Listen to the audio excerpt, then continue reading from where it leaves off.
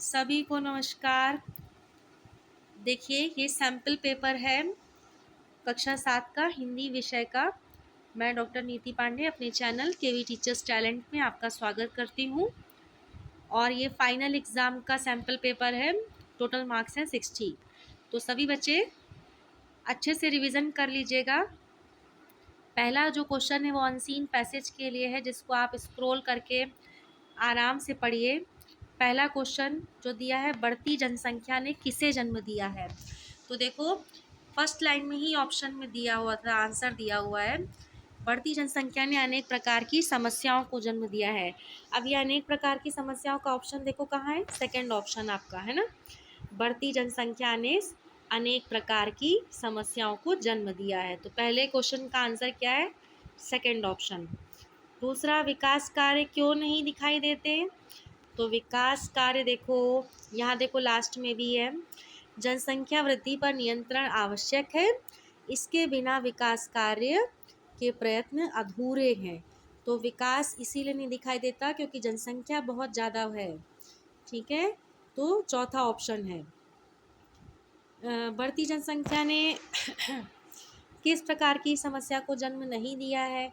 तो बढ़ती जनसंख्या से रोटी कपड़े की समस्या होती है, बेरोजगारी की प्रॉब्लम है, निरक्षरता की भी प्रॉब्लम है, लेकिन दहेज की प्रॉब्लम नहीं है। ठीक है, दहेज की प्रॉब्लम जो है वो सामाजिक समस्या है जिसका जनसंख्या वृद्धि से कनेक्शन नहीं है। ठीक है, फोर्थ ऑप्शन।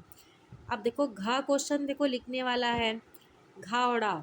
बढ़ती जनसंख्या ने किस प्रकार की समस्याओं को जन्म दिया है, पहला ही आपका ऑप्शन था, मतलब लाइन में दिया हुआ था, मैं आपको दिखा देती हूँ। बढ़ती जनसंख्या ने अनेक प्रकार की समस्याओं को जन्म दिया है, रोटी कपड़ा मकान की कमी, बेरोजगारी, निरक्षरता, कृषि उद्योगों के उत्पादन में कमी आदि समस्याएं हैं। तो ये पूरा आप लिख सकते हैं, पहले ही है देखो। दूसरा क्वेश्चन था कि बढ़ती जनसंख्या को दूर करने के लिए क्या करना चाहिए, है ना। तो देखो आपको भी पता है कि हर प्रकार की समस्या का समाधान केवल और केवल शिक्षा के प्रचार से ही संभव है। तो आप इसमें यही लिखेंगे पूरा आंसर, बढ़ती जनसंख्या की समस्या का समाधान शिक्षा के प्रचार प्रसार से संभव है। देखो दूसरा क्वेश्चन क्या है, अपठित पद्यांश। अपठित पद्यांश है ये, एक पैसेज दिया हुआ है, कविता वाला है, कविता का एक गद्य है, पद्य है। हंसते खिलखिलाते रंग बिरंगे फूल, क्यारी में देखकर जी तृप्त हो गया, नथुनों से प्राणों तक खिंच गई गंध की लकीर सी, आंखों में हो गई रंगों की बरसात, अनायास कह उठा दिल वाह धन्य है बसंत ऋतु। कवि ने किस ऋतु का वर्णन किया है, तो देखो सबसे लास्ट में आंसर दिया है बसंत ऋतु का। ठीक है, दूसरा ऑप्शन है, रंग बिरंगे फूलों को देखकर कवि के हृदय में कौन सा भाव आया है। तो लिखा था ना कि जी तृप्त हो गया, तृप्त होना मतलब संतुष्टि का भाव आना। तो रंग बिरंगे फूलों को देख करके मन में संतुष्टि का भाव आया है कवि के। तीसरा ऑप्शन, गंध की लकीर से क्या मतलब है, मतलब हृदय में सुगंध से खुशी की अनुभूति होना। चौथा ऑप्शन। नेक्स्ट देखो काव्यांश का शीर्षक है, लास्ट में दिया था ना धन्य है बसंत ऋतु, तो बसंत ऋतु ही आपका ऑप्शन है। ओके, अगला देखो, रंग बिरंगे फूलों में कौन सा अलंकार है। यहाँ देखो फूलों को मनुष्य की तरह हंसते खिलखिलाते हुए दिखाया गया है। फूल क्या हंसते खिलखिलाते हैं, नहीं, फूलों का मानवीकरण हुआ है, यानी मनुष्य के रूप में अलंकार का प्रयोग हुआ है। ठीक है, तो मानवीकरण अलंकार है, तीसरा ऑप्शन। अब अगला देखो व्याकरण का क्वेश्चन शुरू है। नैनन में मेरो मनवा शोभित आवन भक्त वचल बदरिया, इन शब्दों को हम लोग बोलचाल की भाषा में कैसे लिखते हैं वो बताना है। तो नैनन में क्या लिखेंगे, नैन मतलब आँखें, मेरा मनवा मेरा मन, शोभित शोभित, आवन आना, भक्त बचल मतलब भक्त वत्सल, बदरिया मतलब बादल। ठीक है, तो का क्वेश्चन हो गया। खा में क्या है, उपसर्ग और प्रत्यय मिला करके शब्दों को लिखना है। आ प्लस गमन आगमन, राष्ट्र प्लस ई राष्ट्रीय, खंड प्लस इत खंडित, अ प्लस कर्म अकर्म, सु प्लस कर्म सुकर्म, अ प्लस साधारण असाधारण, घ में भी आ की मात्रा है वो मिसिंग है, असाधारण। ठीक है, साधारण शब्द होता है ना, तो असाधारण मिला देना है। जो प्लस है प्लस हटा करके पूरा मिला देना है। ओके, और जहाँ जहाँ स्वर है उसको मात्राओं के रूप में कन्वर्ट कर देना है। ठीक है, अब अगला देखो वाक्य प्रयोग। सिखाती है, बताती है, खाते हैं, सो जाते हैं, भरते हैं, उड़ जाती है, पढ़ते हैं, रोता है। इन सारे शब्दों का वाक्य प्रयोग करके आगे मैंने सॉल्यूशंस में दिखाया है। आप आराम से जा करके उन शब्द वाक्यों को देख सकते हैं। वाक्य प्रयोग मतलब अपने हिसाब से सेंटेंस बनाना है आपको, कोई बहुत बड़ी बात नहीं, बहुत छोटे छोटे सेंटेंस बनाना है। जैसे सिखाती है, माँ हमें रोटी बनाना सिखाती है। बताती है, शिक्षिका अच्छी बातें बताती है। खाते हैं, हम दिन में खाना खाते हैं। सो जाते हैं, बच्चे रात में सो जाते हैं। भरते हैं, पिताजी घड़े में पानी भरते हैं। उड़ जाती है चिड़िया, छत पर से उड़ जाती है। पढ़ते हैं, बच्चे किताब पढ़ते हैं। रोता है, छोटा बच्चा लड्डू के लिए रोता है। तो इसके वाक्य प्रयोग मैंने आगे लिखित रूप में भी आपको सॉल्यूशंस में दिखाए हैं, तो आप बच्चों इसका प्रैक्टिस ज़रूर कर लीजिएगा। अब देखो इसके बाद क्या है, बहुविकल्पीय प्रश्न। पठित गद्यांश को पढ़ करके, ये एक पैसेज दिया है आपकी टेक्स्ट बुक से। ओके, कथक, भरतनाट्यम, कुचिपुड़ी, ये आप पैसेज समझ गए होंगे कौन से लेसन का है। बिरजू महाराज का जो चैप्टर था वही चैप्टर का है। ठीक है, तो ये पैसेज को पढ़ करके क्वेश्चन के आंसर देने। कथक नृत्य की भाव भंगिमा किससे ली गई है? तो देखो कथक नृत्य की भाव भंगिमा किससे ली गई, पैसेज में देखो ऊपर से चौथी लाइन, कथक की भाव भंगिमा दैनिक जीवन से ली गई है। तो आपका आंसर क्या हो जाएगा, थर्ड ऑप्शन, दैनिक जीवन से। ठीक है, भरतनाट्यम में भावों का प्रयोग कैसे होता है? नेक्स्ट देखो, फिर से ऊपर जाओ पैसेज में, भरतनाट्यम में दोनों भावों का इकट्ठा प्रयोग होता है। बस आप यही ले लेंगे। ठीक है, दोनों भावों का एक साथ प्रयोग होता है। केवल चेहरे से, हाथों से, बारी बारी से, दोनों भावों का एक साथ, यही आपका पैसेज में भी दिया हुआ है, दोनों भावों का एक साथ प्रयोग होता है। ओडिसी और मणिपुरी नृत्य शैलियों की मुख्य विशेषता क्या है? ओडिसी मणिपुरी नृत्य शैलियों की विशेषता है, देखो यही लाइन, कोमलता है। ओडिसी और मणिपुरी नृत्य में कोमलता होती है, सॉफ्टनेस है। तो आपका ऑप्शन क्या होगा, कोमलता, दूसरा ऑप्शन। तीसरा, नेक्स्ट देखो फोर्थ क्वेश्चन, कथक में गर्दन और उंगलियों की गति कैसी होनी चाहिए? अब ये देखो घ क्वेश्चन का ऑप्शन देखो बेटा,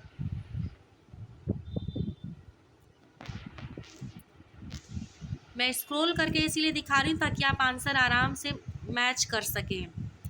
ठीक है, कथक में उंगलियों की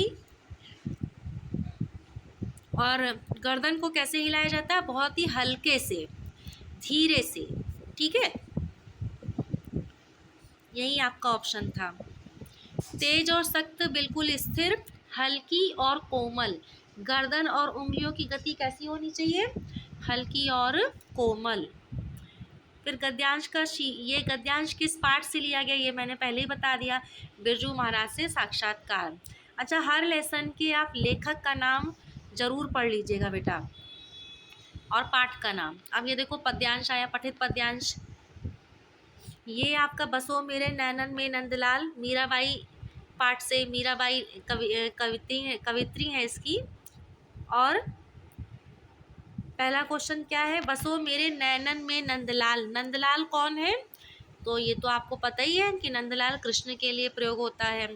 बैजंती माला किसके गले में शोभायमान है? तो बैजंती माला भगवान कृष्ण के गले में शोभायमान है। ठीक है, नूपुर शब्द रसाल का मतलब क्या है? रस पूर्ण ध्वनि करने वाली पायल। सबसे पहला वाला ऑप्शन सही है आपका। और मीरा के प्रभु संतन सुखदाई, संतन सुखदाई का मतलब क्या है? संतों को, भक्तों को सुख देने वाले। भगवान क्या करते हैं? अपने भक्तों को या संतों को सुख देने वाले हैं। नंदलाल की मूर्ति कैसी है? मोहनी है। मोहनी मूलत मूरत सावरी सूरत। तो दूसरा ऑप्शन है। अब 3 प्रश्न के उत्तर देने हैं। इसमें 4 प्रश्न लिखे हैं, 4 में से तीनों प्रश्न के उत्तर आपको लिखने हैं। ठीक है, इन प्रश्नों का आंसर सल्यूशन मैंने पूरा बाद में दिया हुआ है, बच्चे आराम से जाके देख सकते हैं। बिरजू महाराज नृत्य का औपचारिक प्रशिक्षण प्रारंभ होने से पहले ही कथक सीख गए थे। कैसे सीख गए थे भाई? उनके पिताजी और चाचा जी दोनों ही कथक के कलाकार थे, घर में वही नृत्य का माहौल चलता था, तो औपचारिक शिक्षा के पहले ही बिरजू महाराज कथक सीख गए थे। इसके बाद अगला देखो, बिरजू महाराज को किन किन कार्यों में अच्छा लगता था, इंटरेस्ट था? तो बिरजू महाराज को नृत्य के अलावा मशीनों की देखरेख करने में, उसको ठीक करने में बहुत मज़ा आता था, और इसके अलावा वो चित्रकारी करना भी पसंद करते थे। ये आगे भी मैंने लिख करके भी आपको बताया है, तो जो बच्चों को नहीं समझ में आ रहा है वो आगे जाके देख सकते हैं बाद में। सॉल्यूशंस है इसी पेपर में, इसी वीडियो में। कहानी के अंत में बच्चे को महसूस हुआ उसे स्कूल जाना चाहिए था। क्या आपको लगता है ये सही बच्चे ने सोचा? बच्चा बिल्कुल सही सोच रहा था कि उसने जो बीमार होने का जो नाटक किया था वो बिल्कुल गलत था, क्योंकि ना तो उसको अच्छा खाना मिला और वो सारा दिन अपने बिस्तर पे लेटा लेटा बोर हो गया।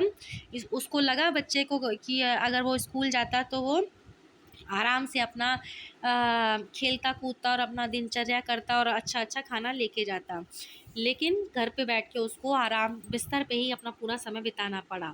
तो बच्चे का निर्णय सही था। अस्पताल में बच्चे को कौन सी चीज़ें अच्छी लगी? जो अस्पताल बच्चा पहली बार गया था, काफ़ी सफाई थी, बढ़िया सफ़ेद चादरें थी, बड़ी बड़ी दीवारें, शांति का माहौल और आराम से जो मरीज़ था वो बिस्तर पे लेटा हुआ था, है ना? ये सब देख के बच्चे को बहुत अच्छा लग रहा था। यही सारी चीज़ें बच्चे को अच्छी लगी। अच्छा, अब देखो अगला क्वेश्चन, प्रश्न नंबर 7। बीती ताही बिसार दे आगे की सुध ले। इसका मतलब ये है, सलाह कौन सी दी गई है? इसका मतलब ये है कि हमें पुरानी बातों को सोच करके उसमें अपना समय खर्चा नहीं करना चाहिए। ठीक है, पुरानी बातों से शिक्षा ज़रूर लेनी चाहिए, कि ऐसा नहीं कि गलती पे गलती करते रहेंगे। शिक्षा लेनी है, लेकिन भविष्य के बारे में प्लान करके वर्तमान में कार्य करना है। ओके। दूसरा क्वेश्चन, कौन सी बात कही गई कविता में मुख्य रूप से? कविता में कौन सी बात कही गई है? अब ये एक्चुअली में जो कविता है वो वर्षा कविता है शायद। ठीक है, ये वर्षा कविता का नाम नहीं लिखा है इसमें, लेकिन आप ध्यान रखिएगा ये वर्षा कविता की बात है।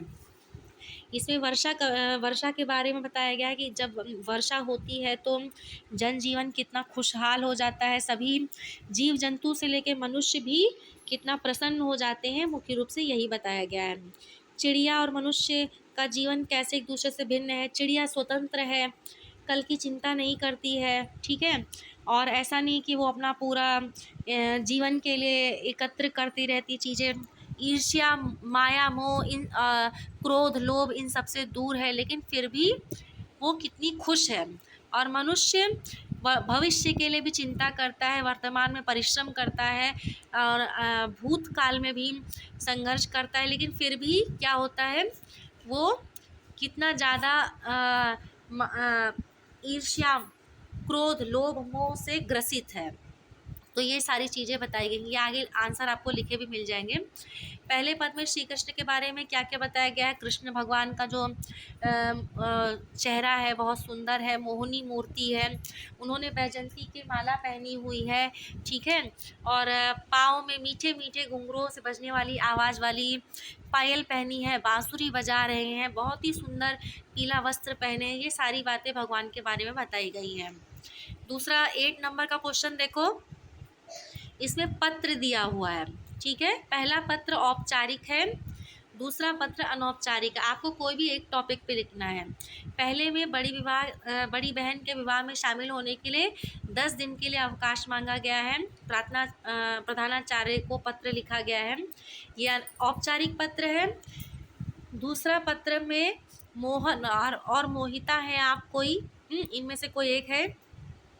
आपको अपने मित्र या सहेली को पत्र लिखना है और उसको बताना है कि आप उसके जन्मदिन पर क्यों नहीं पहुंच पाए थे। ये पूरे पत्र आगे लिखे हुए आपको मिल जाएंगे, आप एक बार जा कर के देख सकते हैं, सॉल्यूशंस में है, इसी वीडियो के सॉल्यूशन में। अगला देखो अनुच्छेद है, इसमें से भी कोई एक टॉपिक पे अनुच्छेद लिखना है। मेरे प्रिय शिक्षक, जल संरक्षण, व्यायाम का महत्व, ये पूरा टॉपिक दिया हुआ है।